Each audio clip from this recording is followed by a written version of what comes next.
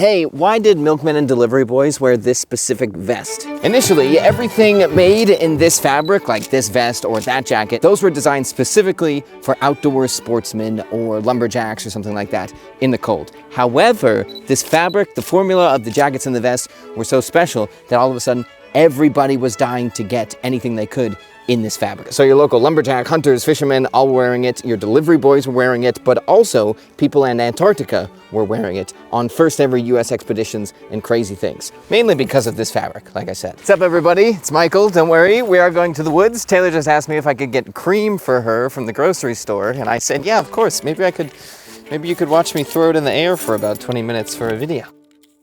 Today's video will cover Brown's beachcloth garments, introduced by William W. Brown in 1901. William Brown's fabric in the 1900s was basically considered like a space-age fabric. It was mind-blowing. People were writing him letters, begging him to never change the configuration of it because it was perfect. But what's interesting at the same time is he kind of had to hide the secret of his fabric because his fabric was trash. Shoddy. Mr. Brown's shoddy trash fabric, though, had one major trick up its sleeve. It was virtually unbeatable in situations like this.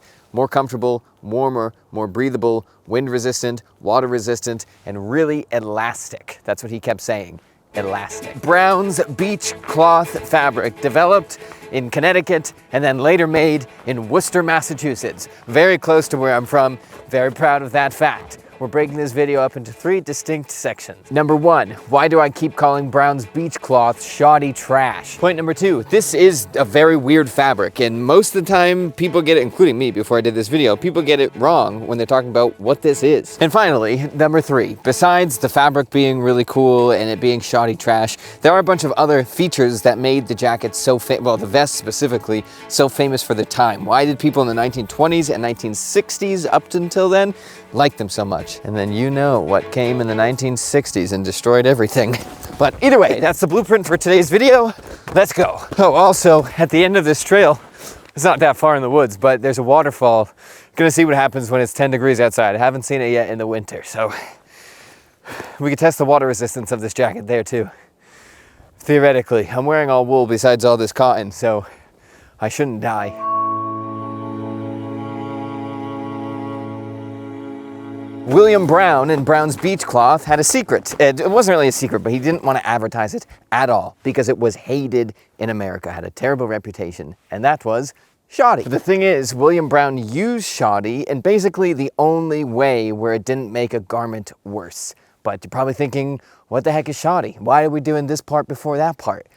I thought it'd be more interesting. Shoddy was just what they called recycled fabric way back when in the 1800s. First started off in England, and that's where it got the name shoddy. And the process of making recycled clothing really hasn't changed since the 1800s. It's the same thing. You're taking a woolen cloth, usually a rag in this case, you're grinding it up into shorter fibers, you're making it into a yarn, and then you reweave that yarn. So for a while, shoddy kind of has the same reputation that polyester has now, where people are like, no, I want 100% cotton or 100% wool. You're just putting polyester in to make it cheaper. Some people didn't like that, some people didn't care, other people understood why they were doing that. But then the Civil War happened, and the Civil War had a lot of people enlisting very, very, very fast, and the US government was like, hey, clothing brands, we need uniforms very fast. So they basically made junk uniforms that didn't fit, they didn't have buttonholes, or they were missing buttons, they fell apart in the rain because they were glued together scraps of fabric, absolute junk. And what did soldiers call that? Shoddy. So all of a sudden a lot of laws get passed. The machines that make shoddy in England are nicknamed, and were always nicknamed, devils, and what they made was called devil's dust. Shoddy was not doing so well. And then finally, that leads to our man, William Brown, whose fabric was just getting extremely popular. So he was kind of not trying to advertise that it was a repurposed wool, but also repurposed wool at that time had a certain set of standards that made it a little higher quality. But it didn't matter the quality, because he was doing something clever. But first, a quick ad. Thank you for the support. This video is sponsored by Runna, a personalized, automated running coaching app. It offers training plans from your first 5K all the way to ultra marathons. I'm personally going to run an ultra marathon. Just kidding, obviously, but I am running my first ever half marathon with Runna, and I'm very excited about it. Last sponsor, we ran through the whole setup process. There's a whole list of runs for me to do on certain days that I could add to my calendar. There's a nice little lady that speaks in my ear that tells me to go faster or slower. Runna just makes it very motivating to run in general. Although today I am not the most motivated motivated because it's -2 degrees Fahrenheit outside, and that's always not a fun run. But we must. Oh, I just want to show you the sunrise. This is the race I'm gonna run. Feel free to join me if you can catch me. And then this is my progress so far. Not the best sunrise, but that's okay. The sun is probably frozen because it's -2. So if you want to make running a sustainable habit, get fitter, or start training for a specific race, like the half marathon that I'm doing, check out Runna in the description. Thank you very much, Runna. It's very cold, but I feel very motivated. Beach cloth is actually one of the most nerdy fabrics that you could possibly have because it's a multi-fibered fabric. We're using cotton and wool, not just wool, and it's a knit. It is not a woven, but it's a specific type of knit, not like what you see on a t-shirt or a sweatshirt. More so like what you see on a bag of oranges at the grocery store or a soccer net. There's two main ways of making fabric. There is weaving and there is knitting. When we're thinking of woven goods, think of like my pants, denim jeans, canvas, Oxford cloth, button downs and stuff like that. It's a firm fabric that doesn't stretch, hold the structure, really good against abrasion, tough workwear. That's a grid. So we have warp yarns and then we have weft yarns that pass through. Then we have knitting, which is all fundamentally loops. That's it. Weft knitting is what we're most used to on t-shirts and sweatshirts. The ribbing of this mitten is very stretchy because you have a bunch of loops that can stretch out when you pull on them. It's very comfortable, oftentimes not as dense as a woven fabric to get the same thickness, so it's airy, a little warmer for weight ratio, but it doesn't hold its shape over a long period of time. It could bag and sag out, and if you snag it, it could run and kind of unravel. So Brown's beach cloth uses a form of knitting called warp knitting. Weft knitting is a bunch of loops, one main yarn, and it interlocks those loops one at a time. Warp knitting, on the other hand, is a bunch of yarns and a bunch of loops happening at the same time, and it has kind of a blend between knitting and weaving. It is just knitting, but it has good qualities of both. The first thing that it doesn't do is unravel or ladder if there's a hole in it. So if you think of a soccer net, if you kicked a ball in it and there was a hole in that net, it doesn't go poof and just open up. It's also more structurally stable, so if you have bullets or heavy tools or something down here, it's not going to stretch out and bag out and lose shape and kind of sag down all day. But at the same time, it is still a knit, and it is still based on loops, so you have a lot more flexibility, a lot more comfort, and the loft is higher because you can lay in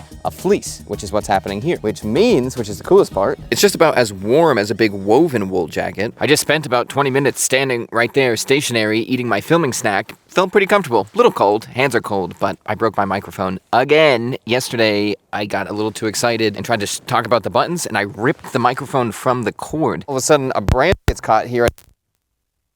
And then I just kept going. Absolutely no idea. I was talking to no one for about 45 minutes, doing my thing. And today I ripped the clip that goes on here off, so we have to pinch it like this. So my hands are cold. So if you're in the 1920s, you'd already be impressed that it gets close to a woven wool coat, but it's also about 1/3 of the weight because of this lofted fleece. But the ingenuity of Brown's beach cloth doesn't end there. It's all about the fibers and the specific wool cotton blend they're using that makes it so brilliant and makes it functional. Otherwise, it wouldn't work if they did just cotton or just wool.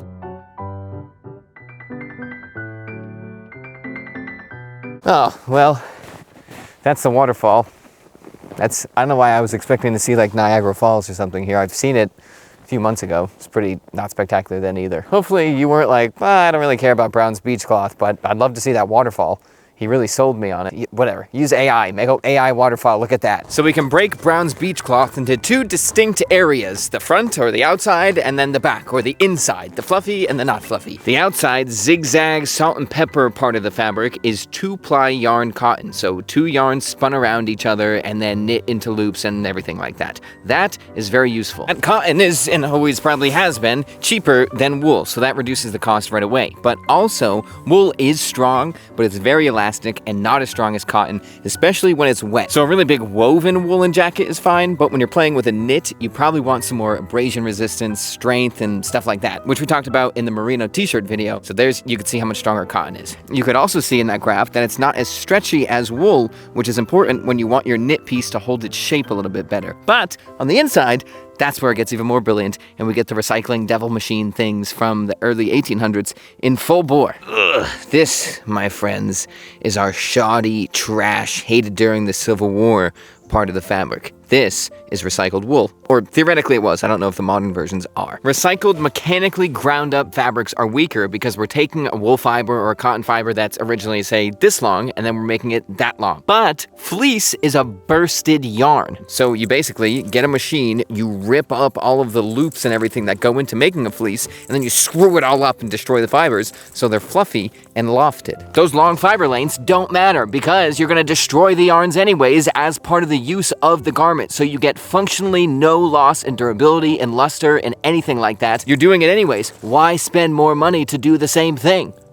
So now imagine saying to someone in the 1900s, hey, I know you like your big heavy woven jacket, but what about this one? It's cheaper, lighter, more breathable, possibly warmer, super durable, and it looks great. They're probably gonna be sold pretty darn fast. But it also didn't end there when they were selling this to the customer because Brown is using a knit fabric, so he has to make certain compromises on the design of his jacket. But what's crazy is those compromises that he had to make only made people like the jacket more. So now we're gonna go over the compromises.